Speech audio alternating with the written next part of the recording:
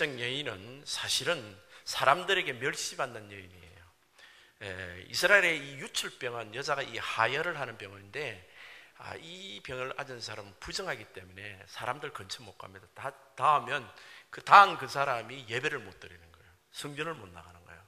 그러니까 이게 그 여자를 멸시를 하고 싶지 않아도 멸시를 하게 되는, 그래서 보통 집 밖에 살게 하고 가족들도 이렇게 분리가 되고 격리해서 사는 비천과 혐오의 대명사라고 할 수 있는 여인이었습니다. 아무도 그를 사랑하거나 존경하는 사람이 없고 가까이 가는 사람이 없는 이 버려진 여인이 오늘 주님 안에서는 그 믿음으로 보석과 같은 존귀하고 아름다운 하나님 자녀임을 알 수가 있습니다. 우리 하나님 백성이 다른 것은 우리는 믿음을 가진 자라는 것입니다. 이것이 세상 사람과 다르고, 우리가 하나님이 기뻐하시는 이유는 믿음으로 구원받고 지금도 이 땅에 믿음으로 살아가는 사람들이기 때문입니다. 이 여인의 믿음이 어떤 믿음인가? 첫 번째, 모든 인간의 노력을 끝내고 주님만을 의지하는 믿음을 가졌습니다. 오늘 25절 보겠습니다. 12회를 혈루증을 앓아온 한 여자가 있어 많은 의사에게 많은 괴로움을 받았고 가진 것도 다 허비하시나 아무 효험도 없고 도리어 더 중하였던 차에, 그랬습니다. 12회 혈루증을 앓았기 때문에 온갖 어려움이 다 왔을 겁니다. 건강도 잃어버리고, 또 오늘 지금 보니까 물질을 다 잃어버렸습니다. 의사들이 가고 몸만 괴롭고 건강은 더 나빠졌어요. 그리고 아마 남편도 잃어버렸을 겁니다. 가족들하고도 격리가 됐고 동네 가서 들어가 살지도 못합니다. 영혼육이 다 엉망진창이 되어버렸습니다. 그런데 병은 안 낫는 거예요. 문제가 점점 더 심각하게 되는 것입니다. 그런데 이 사람이 예수의 소문을 들었다는 것입니다. 오늘 12 혈루증을 앓은 여인은 이 시대에 어떤 사람입니까? 우리 모두가 다 이 혈루증 여인에 해당될 수 있습니다. 결혼 12년 동안에 고쳐지지 않는 것, 내 배우자를 아프게 하지만 내가 스스로 못 고치는 게 있습니다. 분명히 고쳐야 될 줄 알면서도 사람의 노력으로는 절대 안 되는 것이 있습니다. 우리 인간에게는 죄인이기 때문에 한두 가지가 반드시 있습니다. 이것이 없다고 생각하는 사람은 정말 심각한 문제예요. 있는 줄도 모르니까. 근데 이 혈루증 여인은 자기 병을 알아는 겁니다. 이것 때문에 피가 자꾸만 흐르는 겁니다. 피는 생명 같은 거 아니에요. 가정의 행복의 피가 자꾸만 흘러나가 버리는 거예요. 돈이 자꾸만 흐르게 되는 것입니다. 부부간의 대화도 없어지고 대화가 없어져 버리는 거예요.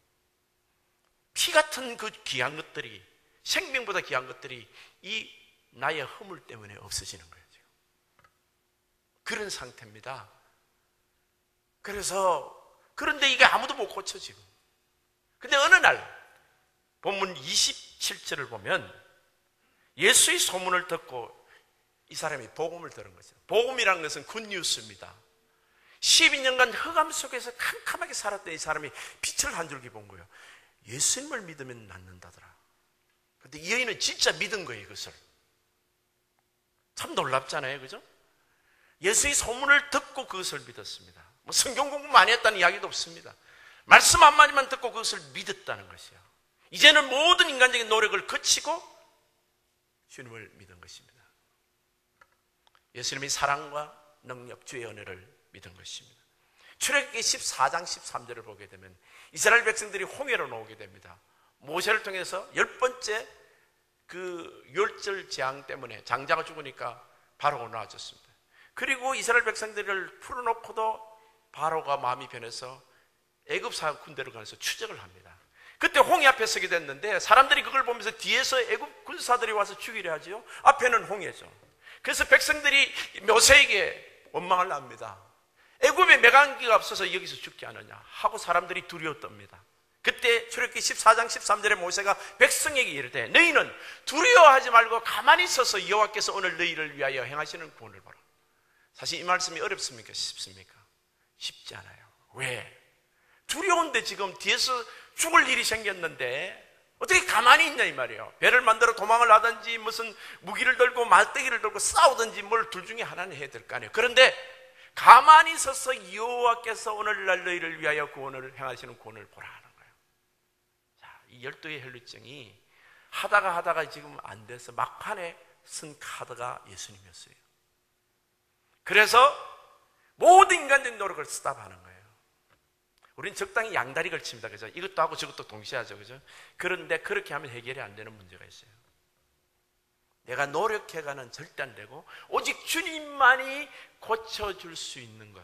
내가 결단을 해야 되지만 나의 노력으로, 인간의 노력으로, 누구의 어드바이스나 결심으로, 획경으로서 안 되는 거예요. 금식해도 안 되는 거예요. 주님이 해주시지 않으면 안 되는 것이 있어요. 그 믿음으로 오히려 되는 것이 있습니다, 여러분. 근데 이 믿음, 모든 노력을 거치고 가만히 있는 것, 이것이 믿음인데 이걸 제일 못하는 민족이 두 민족이 있습니다. 서양에서는 유대인이고 동방에서는 코리안들이에요. 왜? 빨리빨리 민족이기 때문에.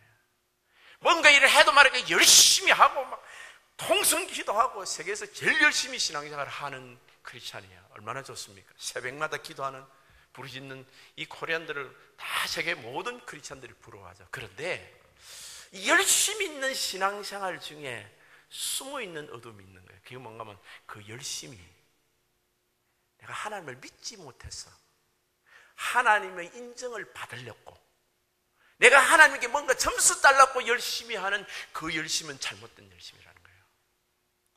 그런데 그런 사람이 있더라고요.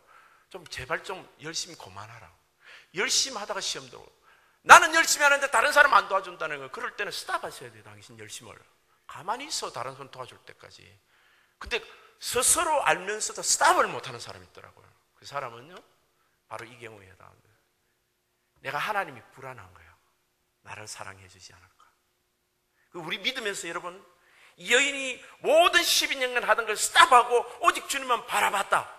이게 믿음인데, 프란시스 찬 목사님이 부흥회하는 걸 봤습니다. 그분이 그런 간증을 하더라고요. 자기가, 어머니가 자기를 낳으면서 죽었대요. 자기 때문에. 그래서 아버지를 생각할 때 아버지가 자기를 바라보는 눈이 그렇다. 이놈이 아니었으면 우리 아내가 죽지 않았을 텐데, 이놈은 차라리 태어나지 않았으면 좋겠다라는 생각을 아버지가 했을 거라는 거예요. 이 사실인지 아닌지는 모르겠어요. 그 목사님 그렇게 이야기해요. 자기도 아버지한테 너무 미안한 거예요. 내가 태어나면서 엄마가 죽었으니까. 와이프를 잃게 됐단 말이야. 아빠가 미안한 거예요. 그리고 형들은 너무너무 공부를 잘한대요.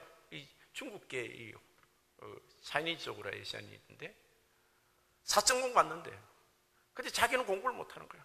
아버지 와이프를 죽여서 엄마를 죽였어도 미안해서 아버지한테 항상 미안한 것도 있는데 공부도 또 못하는 거예요. 점수를 어떻게 딸까? 그래서 아버지 사랑을 얻기 위해서 온갖 노력을 다 했다는 거예요. 그런데 아버지는 자기를 미워만 하더라고요. 근데 이게 뭐하고 연결이 되냐면 하나님 아버지를 믿는 데 문제가 되는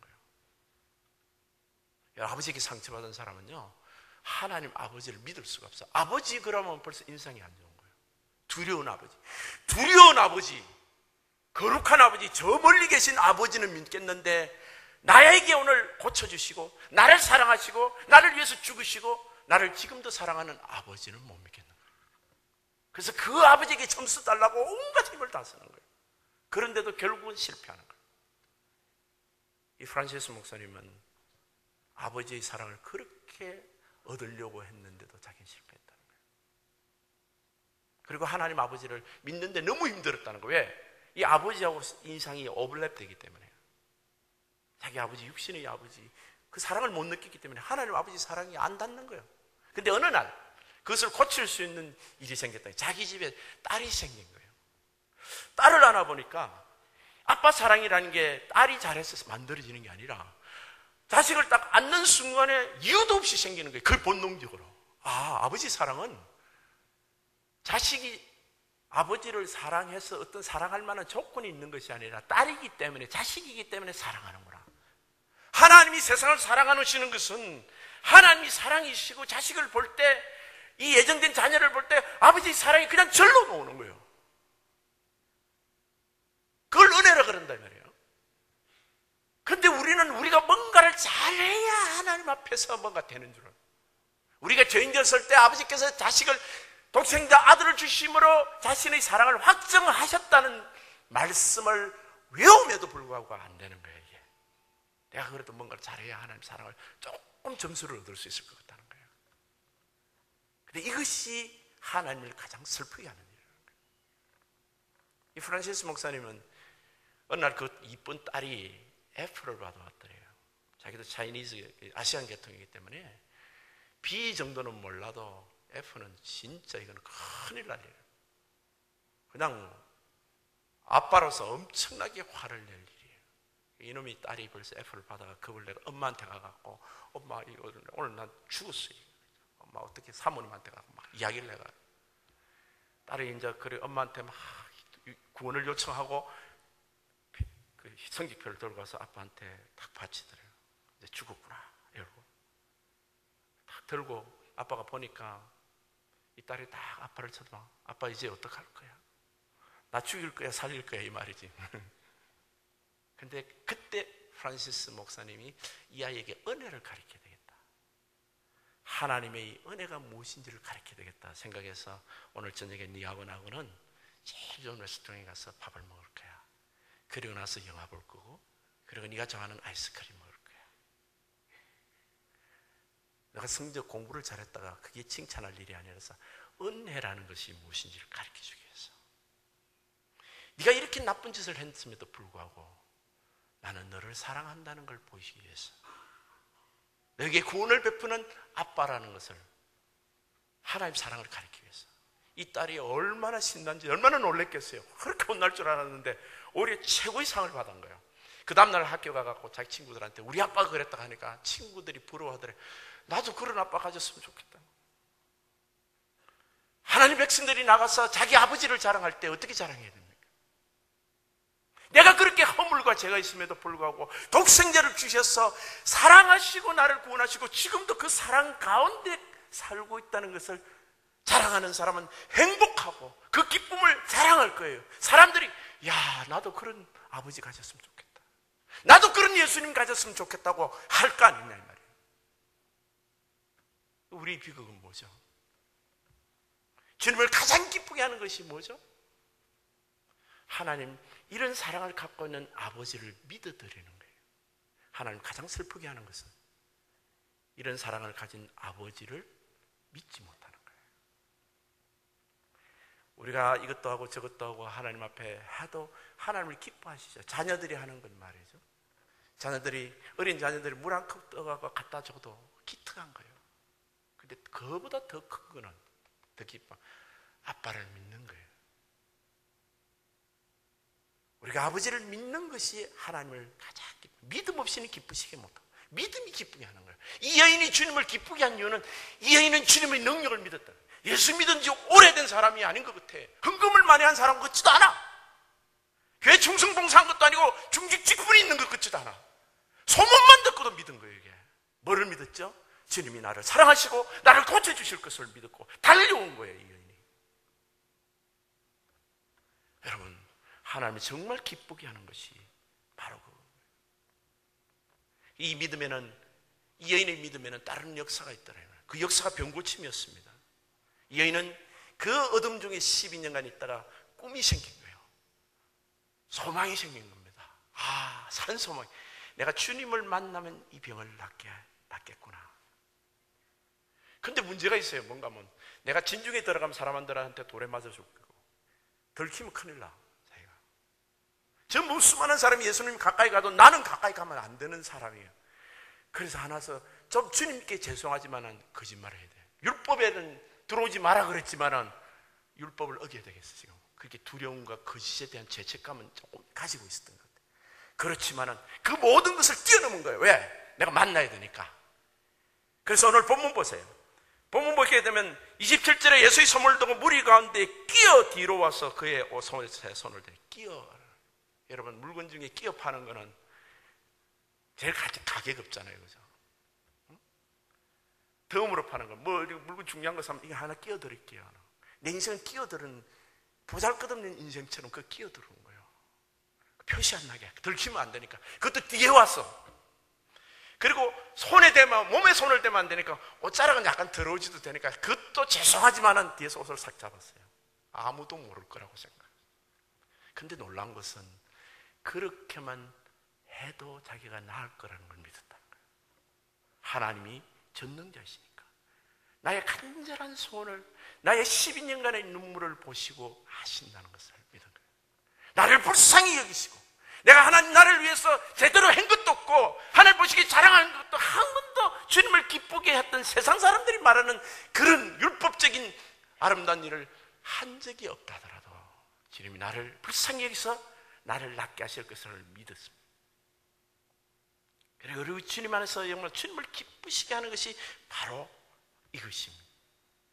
그래서 옷을 딱 잡는 순간에 몇만 볼트 전류가 확 흘렀는지 아니면 바로 그 순간에 어떻게 달라졌는지 그건 잘 모르겠어요. 성경에 안 나와 있으니까. 순간에 뭐가 확 임하는데 예수님 능력이 자기에게 임하는 거예요. 내가 하열이 끊어졌다는 것이 딱 느껴져요. 확신이 나구나. 얼마나 놀랬겠습니까? 12년에 세상의 모든 사람이 멸시가 조롱했지. 자기를 도와주는 사람이 아무도 없다가 자기가 그 옷자락을 딱 접는 순간에 나왔는데 이걸 말씀을 드릴 수가 없어요. 얼마나 감사했겠습니까? 주님, 내가 주님 때문에 나왔습니다 라고 하고 싶은데 그 말을 잘못하면 맞아, 그죠? 그래, 죄송하지만 감사해도 감사 표시를 못하고 이제 빠져나가려고 몸을 뒤트는 순간에 주님께서 알아채신 거예요. 29절에 봅시다. 30절에 예수께서 그 능력이 자기에게서 나간 줄 알고 곧 스스로 하시고 무리 가운데 돌이켜 말씀하시되 누가 내 옷에 손을 댔느냐 하시니. 여러분, 우리 주님은요, 여러분 지금 예배를 드리는데 누가 예배를 제대로 드시는지를 아는 거예요. 어떻게 알죠? 이 설교 말씀을 통해 예배를 통해서 주님에게서 능력이 나가는 사람이다. 저는 간접적으로 느끼는데 이 설교를 하다 보면 설교할 때 다 모든 사람 눈을 마주치지만 근데 눈이 제가 이렇게 일일이 잘 안 쳐다보는데 어떤 사람에게는 자꾸만 눈이 가요. 설교 중에 몇 번이나 갑니다. 그 사람은 설교를 다 받아들이는 거예요. 확 말씀이 임하는 사람이에요. 처음부터 끝까지 그 말씀 때문에 긴장하는 사람이에요. 그리고 그 말씀의 은혜가 나가는데 저는 알죠. 저분은 주님의 능력이 말씀이 지금 제게 임하는구나 이렇게 한다. 주님은 옷자락만 잡아도 그 능력이 나간 줄을 아시는 거예요. 얼마나 놀라운. 그래서 주님 안에서 이 놀라신 그 은혜가 이렇게 나갈 때, 자기 능력이 나갈 때 누가 내 옷에 손을 대었느냐 하시니 그 여인이 얼마나 놀랬겠습니까? 이 도망가려고 하는데 금방 돌아오면서 자기를 쳐다보면서 누가 내 옷에 손을 댔어 하는데 주님이 알고 자기를 부르시는 거죠. 그래서 이거 어떡하네. 지금 말을 잘못하면 들키면 자기는 돌 맞아 죽을 수도 있고 무슨 창피한 낭패를 당할지 못하는 거야 군중들한테. 그런데 또 이걸 말을 안 하자니까 주님이 자기를 쳐다보고 있는 거고 그럴 때 마치 자기가 피할 수 있는 일이 생겼어요. 그게 뭔가 제자들이에요. 31절을 보면 제자들이 여쭤오되 무리가 에워싸 미는 것을 보시며 누가 내게 손을 대었느냐 물으시나이까 하세요. 아유 살았어. 아니 주님 지금 손댄 사람이 한둘이 가는데 지금 사람이 손댔다고. 인산인이에요. 사람들은 자꾸 주님 옷자락 한번 잡아보려고 막 옷을 뜯어가는 사람들 별의별 사람 다 있었을 거란 말이에요. 실제로 그런 사람이 있대. 한국에 목사를 보고 옷을 뜯어가는 사람도 있고 그렇대요 한국에. 근데 그렇게 손을 많이 댔는데 지금 누가 손을 댔느냐고 찾으시니 그게 말이나 되십니까? 제자들이 영적으로 상당히 멍청한 거예요 사실은. 근데 주님이 이 말을 아는 여인이 한 사람 거기서 있단 말이에요. 그 여인은 알아요. 자기가 손댄 줄 아는 거예요. 그리고 주님도 그 여인을 아는 거예요. 그렇게 주님이 이렇게 말을 하실 때 제자들이 그렇게 변명을 할 때 주님이 포기를 하시느냐? 안 합니다. 32절 보세요. 예수께서 이 일 행한 일을 여자를 보려고 둘러서시니 그래서 다시 그 여자를 딱 쳐다보는 거예요. 자, 여기서 이제 이 여인은 진짜 갈등입니다. 말을 하려고 하니까 두렵기도 하고 감사를 하고 지금 나가려니까 제자들이 지금 금방 막았었습니다. 그건 뭐 노바디입니다. 누가 압니까? 그러는데 우리 주님은 절대 포기 안 하시는 거예요. 이제 어쩔 수 없다. 그리고 엎드립니다. 33절에 여자가 자기에게 이루어진 일을 알고 두려워하며 떨며 와서 그 앞에 엎드려 모든 사실을 여쭈니 이 병이 나은 것 때문에 놀라서 충격으로 떨 수도 있지만 두려움도 있었다는 거예요. 왜? 혹시 내가 이것 때문에 낭패당할지. 그러나 주님 앞에 여쭈지 않을 수가 없다는 거예요. 제가 이 설교를 할 때 목소리가 요즘은 많이 낮아졌어요. 옛날에는 막 설교할 때도 굉장히 박력 있게 설교를 했는데 저는 그 박력 있게 설교하는 것이 성령 충만인 줄 생각했어요.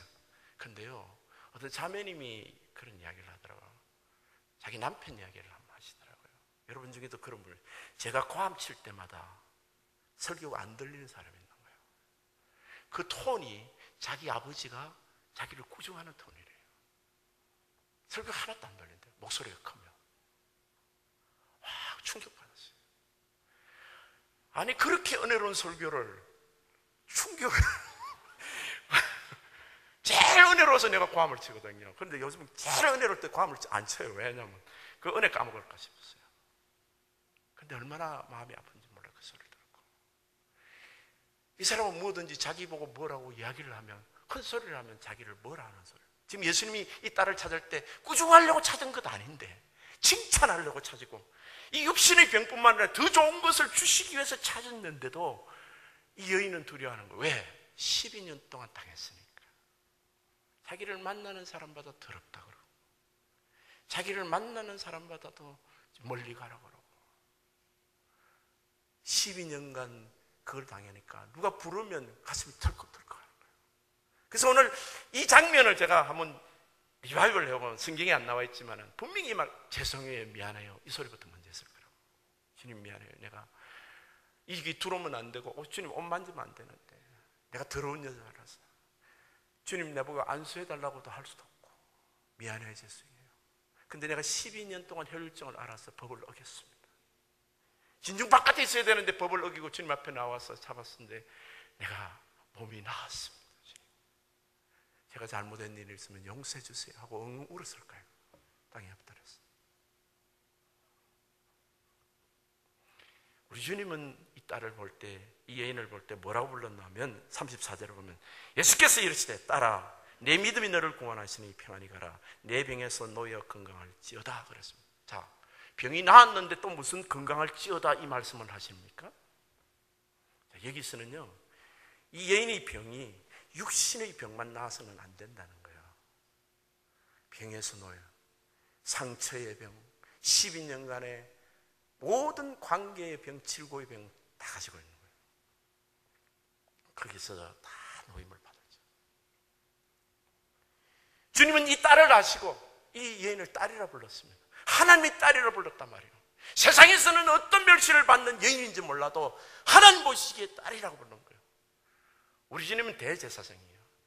구약에 보면 우리 출애굽기 요즘 새벽기도 큐티 할 때 생명의 삶 보면 출애굽기 그 부분에 하는데 이 판결 흉표라는 것을 가슴에 이렇게 달아요. 이 판결 흉표는 가로로 3줄, 세로로 4줄이에요. 보석이 각각 박혀 있어요. 보석이 빨간 거부터 서 푸른 색깔까지 쭉 이렇게. 그게 각 지파 이름이 들어갔어요. 12지파 이름. 그게 뭐냐면 우리 하나님은 자기 백성을, 우리 대제사장 예수님은 가슴에 품고 지금도 하나님 우편에서 여러분의 이름을 불러가면서 중보 기도하고 계시는 거예요. 그런데 그것들이 하나씩 다 보석이단 말이에요. 하나는 붉은 보석이야. 열정적이고 힘 있는 보석이야. 하나는 푸른 보석이야. 평온하고 평강이 있고 온유한 보석이야. 사람마다 기질을 고칠 수는 없어요. 기질은 살려야 돼 오히려. 근데 다 보석같이 본다는 거예요. 근데 이 여인을 다른 사람은 어떻게 불렀죠? 더러운 여자, 저주받은 여자, 평생 동안 복 못 받는 비천한 여자라고 불렀잖아요. 근데 우리 주님은 그렇게 보지 않는다는 거예요. 우리 주님은 보석같이 본다는 거예요. 딸이라고 불렀다는 거예요. 가슴에 안고. 여인이 아기를 젖을 먹일 때는 모유를 하든지 다른 그 수유를 하더라도 꼭 가슴에 안고 먹이는 거예요. 왜? 내 가슴에 심장 소리를 듣게 하겠어요. 우리 심장에, 우리 예수님의 심장에 우리 자녀들을, 하나님 자녀들을 두신 거예요. 보석같이 얘기하는 거예요.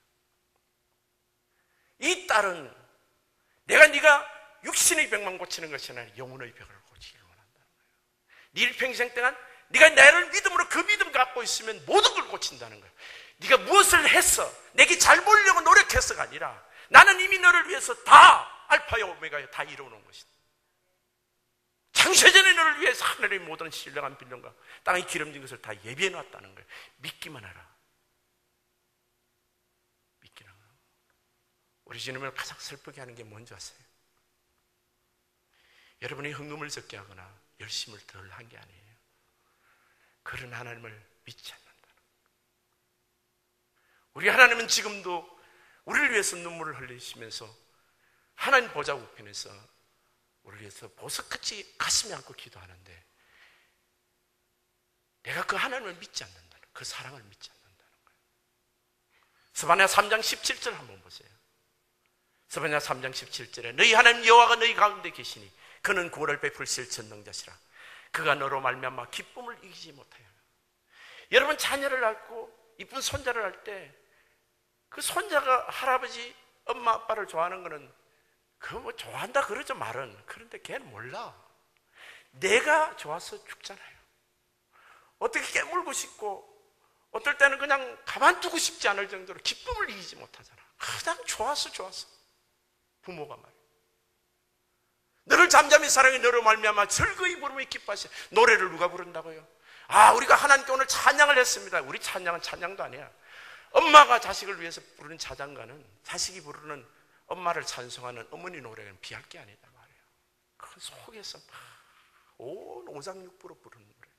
내가 너를 사랑하는 딸아, 내가 너를 얼마나 사랑하는지 알아. 너 12년간 고생했지. 나에게 오지 않아서 고생했다는 거예요. 이제는 와라. 수고하고 무거운 짐들 다 내게로 오라. 내가 너를 얼마나 사랑하는지 보이죠. 우리 주님은 다 그 사랑을 갖고 있었어요. 그 사랑 기쁨을 가지고 지금도 주님은 노래하고 계십니다.